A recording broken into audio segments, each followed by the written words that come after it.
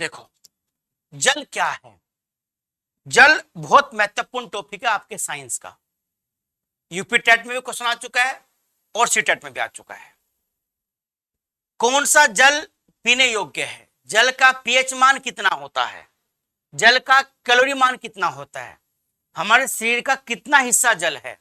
नवजात शिशु में जल कितना होता है? हमारे शरीर के जो हमारा तापमान है बॉडी का, उसे जल कैसे कंट्रोल करता है? ये सब बातें हम लोग जल में देखेंगे आज। जल, वाटर, क्या होता है? सूत्र H2O। क्या होता है? H2O होता है। अगर मैं आपसे H2 के बारे में पूछूं, H2 के बारे में पूछूं, H2O में हाइड्रोजन ऑक्सीजन का परमाणु भार अनुपात कितना है?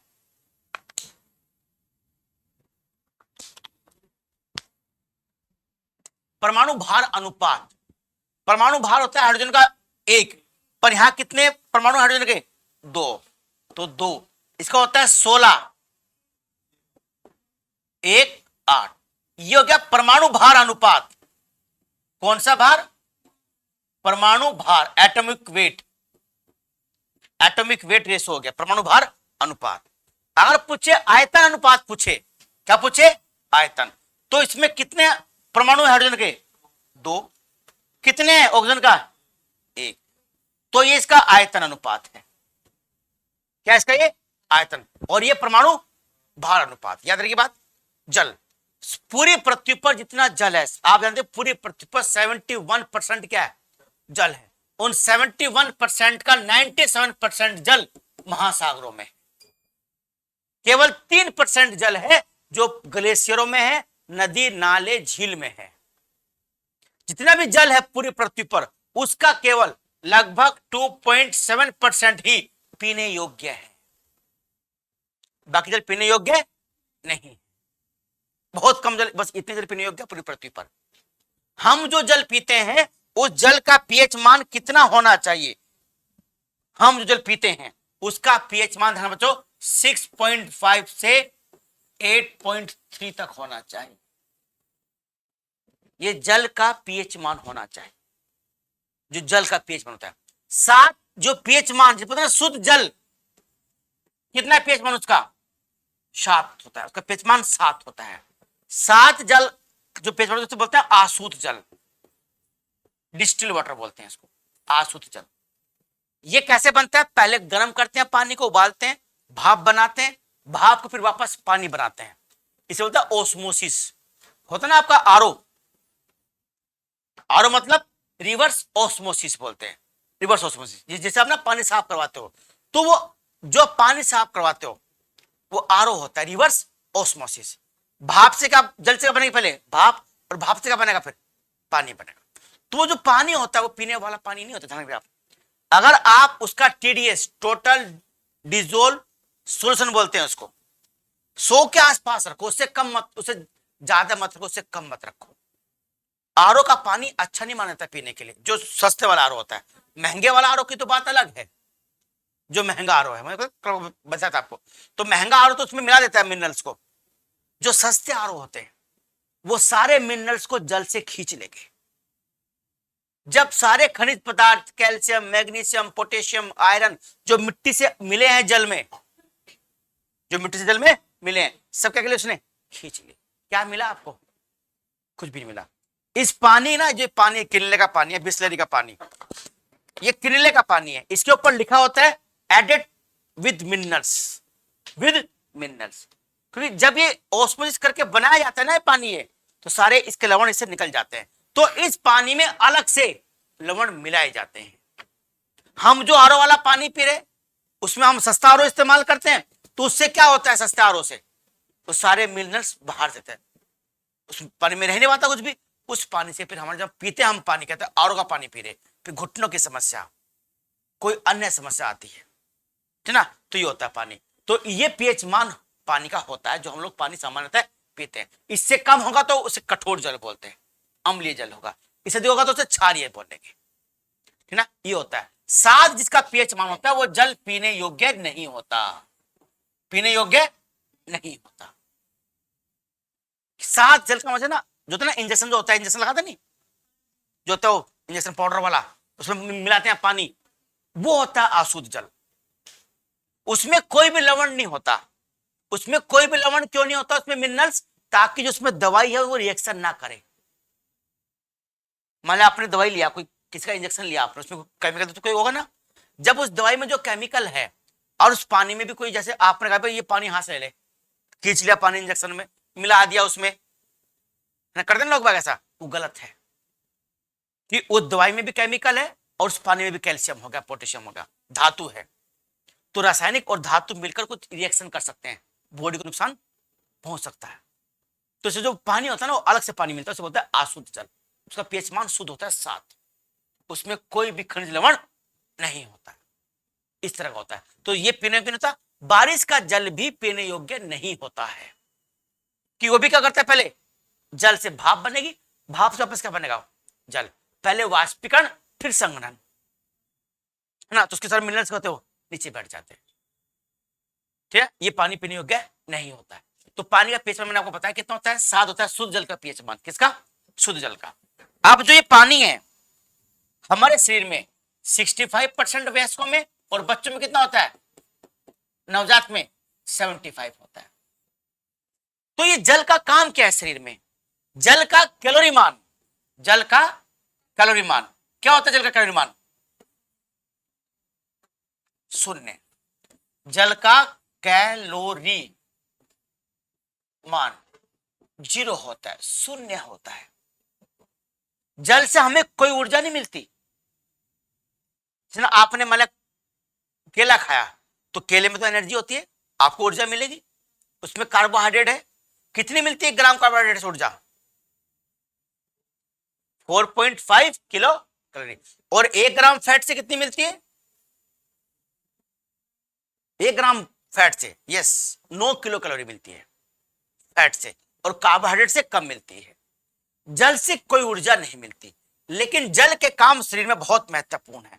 एक तो काम है जल का कि शरीर में स्नेहक ऑयल, लुब्रिकेंट का काम करता है। लुब्रिकेंट क्या, हमारी मांसपेशियों को तर रखता है, पानी में डूबी रहती हैं तो हमारी मांसपेशी क्या करेंगी, आराम से काम करेंगे। ना मशीन काम करती है, जब हम गाड़ी सर्विस करवाते हैं तो क्या डलवाते हैं, उसमें तेल डलवाते हैं, अगर उसमें मोबिल डाल देना, तो मोबिल का काम करता है। जल हमारे शरीर में लुब्रिकेंट का काम करता है। अगर जल नहीं रहेगा, आपको डिहाइड्रेशन हो गया, जल आपके शरीर में नहीं है, तो आपके अंग क्या करेंगे, कम काम करेंगे, आपको थकावट ज्यादा होगी, ये होती है स्थिति। तो ये जल का काम होता है। दूसरा काम जल का, शरीर में अम्ल और क्षार को संतुलित करना, अम्ल और क्षार को बैलेंस करना। आप जानते हैं हमारे शरीर का पीएच मान किस में होना चाहिए, अम्ल होना चाहिए, क्षारीय होना चाहिए। हमारे शरीर का पीएच मान 7.34 से 7.45 तक होता है। ध्यान रखना, नीम हकीम खतराए जान होता ना, नीम हकीम खतराए जान। लेकिन कुछ ऐसे नीम हकीम भी हुआ करते थे जो नब्ज देखकर बता दिया करते थे कि इसको क्या बीमारी है। क्योंकि हमारे शरीर का मान, पीएच मान पॉजिटिव होना चाहिए। जैसे हमारा पीएच मान बॉडी का घटेगा, 7 से कम होगा, हमारी जो है ना नब्ज, इसकी गति बढ़ जाएगी, इसकी गति। तो वो डॉक्टर, वो हकीम ना नब्ज देखते थे ऐसे, तो अगर स्पीड बढ़ी हुई मिलती थी उनको, तो मतलब हमारे शरीर अम्लीय हो रखा है।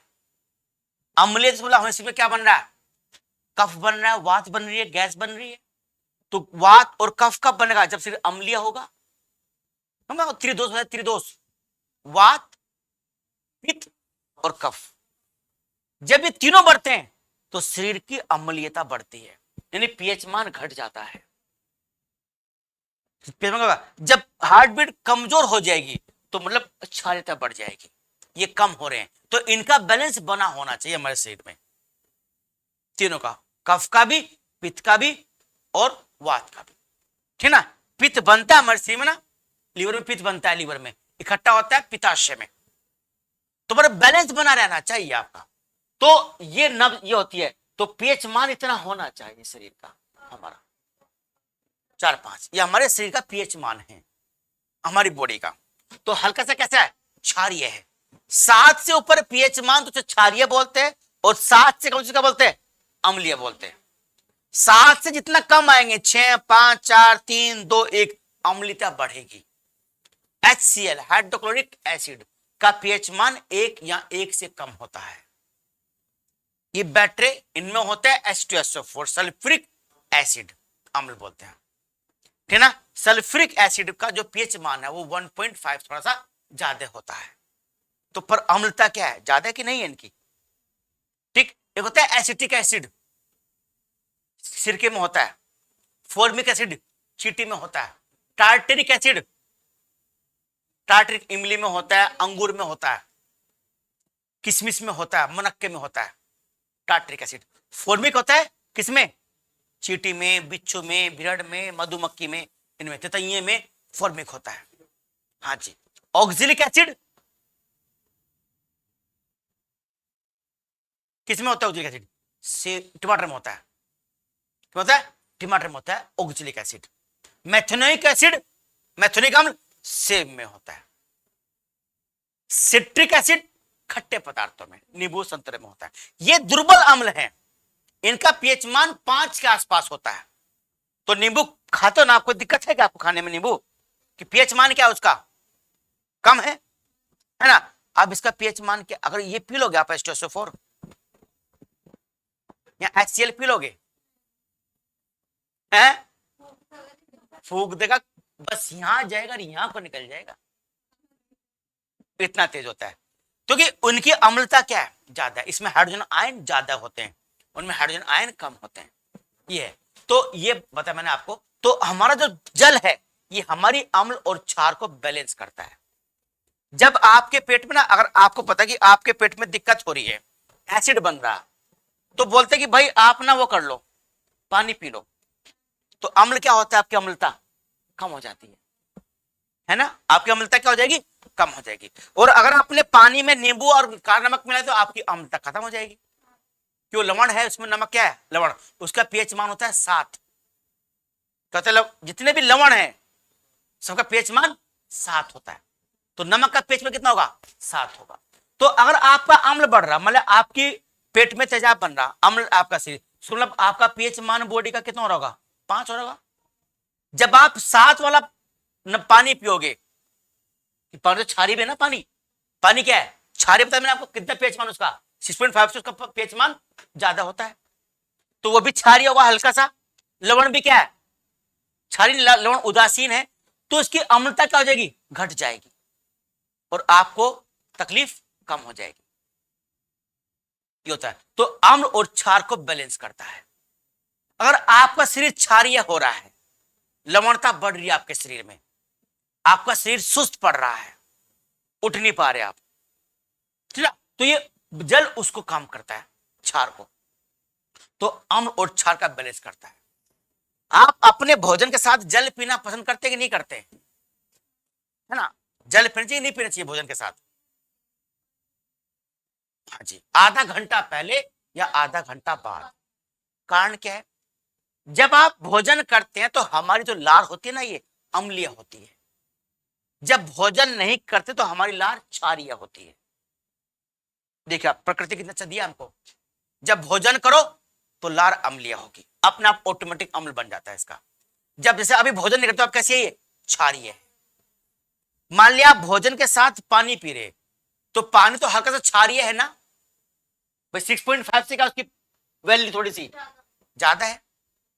तो जब आप भोजन कर रहे हो और आप पानी पी रहे हो, आपने जो लार थी मुंह की तो अम्लीय थी। भोजन का टुकड़ा गया आमाशय में, वहां भी अम्ल निकलते हैं। आपने ऊपर से पानी पी लिया, क्षारीय, थोड़ा सा क्षारीय था, तो उसकी अम्लता घटेगी बढ़ेगी? अम्लता घट जाएगी ना उसकी।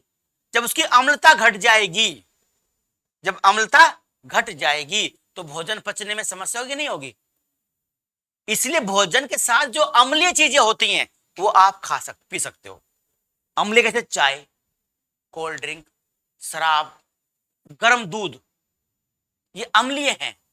ये भोजन के साथ इनको पीने से समस्या नहीं आती। गर्म दूध, ठंडा दूध नहीं।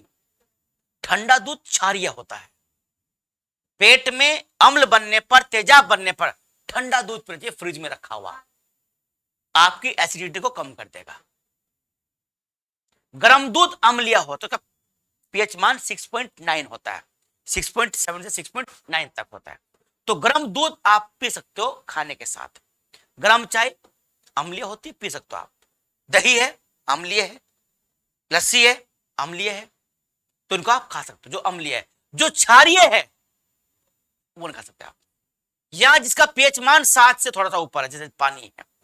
अगर आप पानी आधे घंटे पहले पी रहे हैं तो पानी हमारे अंदर जाएगा, एंजाइम्स को निकलने में सहायता करेगा पानी।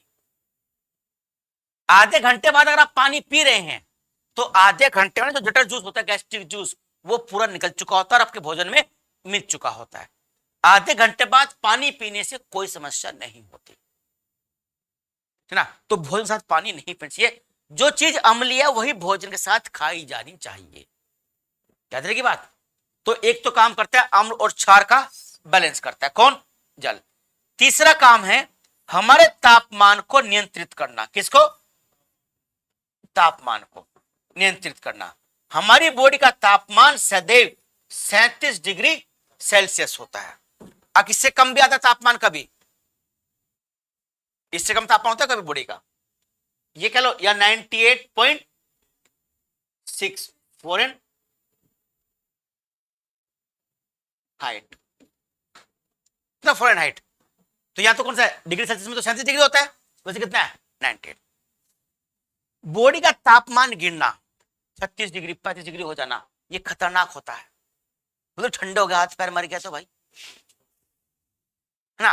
तो ठंडे हाथ पैर का मतलब क्या है? मर जाना। तो बॉडी का तापमान अगर बढ़ रहा है तो दिक्कत नहीं है इतनी, बुखार है। कम अगर हो रहा है तापमान, वो खतरनाक है। नहीं, बढ़ना तो यह कि आपका 98.6 है, 104-5 तक बुखार होता है, तो कोई दिक्कत नहीं है। 105 तक आदमी मरता नहीं है। लेकिन अगर ये 96 हो गया तो मरना तय है। तापमान घट गया। जब तापमान घट जाता ना तो हमारे अंग काम करना बंद कर देते हैं।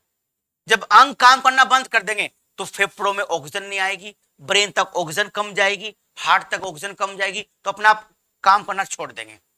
जब हमारा टेम्परेचर बढ़ता है, मतलब बेचैनी होती है, तो ब्लड सर्कुलेशन बढ़ता है हमारा। जब वो बढ़ेगा तो अंगों तक तो पर्याप्त ब्लड पहुंचेगा, तो आदमी से मरता नहीं आदमी।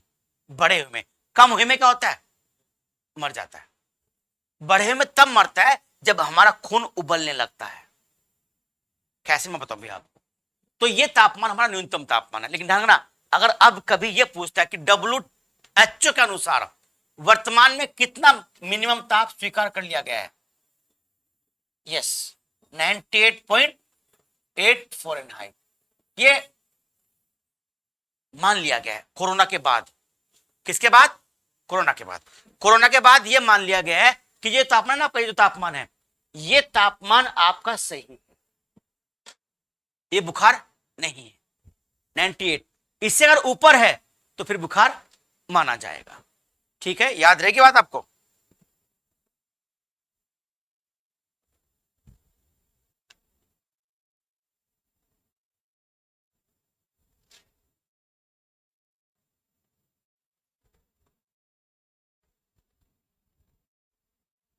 चलिए, तो ये तो हो गया आपका तापमान। अब क्या करता है पानी हमारे शरीर के अंदर? अगर हम लोग गर्मी है, गर्मियां है, गर्मी में कम पानी पीना चाहिए, ज्यादा पानी पीना चाहिए? ज्यादा पानी पीना चाहिए। क्यों ज्यादा पानी पीना चाहिए गर्मियों में? डिहाइड्रेशन ना हो। जब हमारे शरीर में पानी होता है, आप गर्मी आ रही मान लिया, गर्मी का तापमान, बाहर तापमान मतलब, बाहर का तापमान मतलब 42 डिग्री है। कितना है? 42 डिग्री। हमारा तापमान कितना है? 37 डिग्री है। तो जब तापमान बाहर का इतना है तो हमारा तापमान भी तो यही होता है बॉडी का, बाहर का तापमान। और आप जानते होंगे उष्मा जो हीट होती है वो चलती है हाई टेम्परेचर से लो टेम्परेचर की ओर। तो हाई टेम्परेचर कहां है? बाहर। हमारा टेम्परेचर क्या है? लो। तो यहां से यहां चलेगी उष्मा और हमारा तापमान भी बढ़कर 38, 39, 40 तक हो जाएगा बॉडी का तापमान। अगर बॉडी के अंदर पर्याप्त मात्रा में पानी है तो पानी का तो वाष्पीकरण होगा। पानी कहां बदलेगा? वाष्प में बदलेगा। किसमें? वाष्प में। और जब जल वाष्प में बदलता है तो जहां से बदल रहा है उस हिस्से का तापमान कम हो जाता है। जब बॉडी में पर्याप्त मात्रा में पानी था और पानी वो बाहर बदलने लगा वाष्प में, किसमें? वाष्प में। जब वाष्प में बदलेगा तो बॉडी हमारी ठंडी होने लगेगी और हमारा तापमान 40 से वापस 39, 48 और 37 तक पहुंच जाएगा। मान लिया आपकी बॉडी में पानी कम पड़ गया, पानी कम था, अब तापमान कितना है? 42 भागा तापमान, आपका तापमान भी 40-42 हो गया, तो खून उबलने लगेगा, खून में बुलबुल उठने लगेंगे। पानी तो है नहीं, तो जो हमारे खून का जो जलीय भाग है, जो प्लाज्मा है उसका, उस पानी का वाष्पीकरण होने लगेगा। जब उस प्लाज्मा का वाष्पीकरण होने लगेगा तो जो आपकी आरबीसी, डब्ल्यूबीसी है वो इकट्ठी होने लगेगी एक साथ और आपका ब्लड गाढ़ा हो जाएगा। जब ब्लड गाढ़ा होगा, ठंडा तो होगा शरीर कुछ मात्रा में, पर ब्लड भी तो गाढ़ा हो रहा है और आपको अटैक हो जाएगा, हार्ट फेल, आदमी मर जाएगा। उसे बोलते हैं डिहाइड्रेशन। आदमी के मरने के सिर्फ दो ही कारण होते हैं, माइंड और हार्ट, और कोई कारण नहीं है। किसी किडनी में खराब है ना, किसी को इन्फेक्शन भी है, उसका प्रभाव जब हार्ट पे होता है तब मरता है व्यक्ति। मतलब किसी को बुखार तेज आ गया, बहुत तेज बुखार आ गया, तो नस पड़ जाएगी दिमाग की, मर जाएगा। मतलब कोई बीमार है बहुत दिन से, तो हार्ट काम करना बंद कर देगा एकदम। तो दो ही तो कारण है मरने के, हार्ट और ब्रेन। फेफड़ा बाहर निकाल दो कोई दिक्कत नहीं, फेफड़ा काट दो आधा, कोई दिक्कत नहीं है। एक किडनी हो तो कोई दिक्कत नहीं है, एक टांग पैर ना हो तो कोई दिक्कत नहीं है, और हार्ट और ये होने चाहिए। एक आंख ना हो, एक नाक ना हो, एक कान ना हो, मुंह पूरा बंद होता है, यहां से खा लेगा आदमी, है नहीं, यहां से। और हमने तो ऐसा देखा कि एक आदमी का ना ये हिस्सा, नेत्र का हिस्सा बिल्कुल डैमेज हुआ एक्सीडेंट में, उसको यहाँ पे पाइप लगाया गया था मल निकालने के लिए, बड़ी आंत में पाइप पहुंचा दिया गया तो यहां से मल निकलता था उसका। तो सब कुछ का इलाज है, पर हार्ट का और ब्रेन का नहीं है।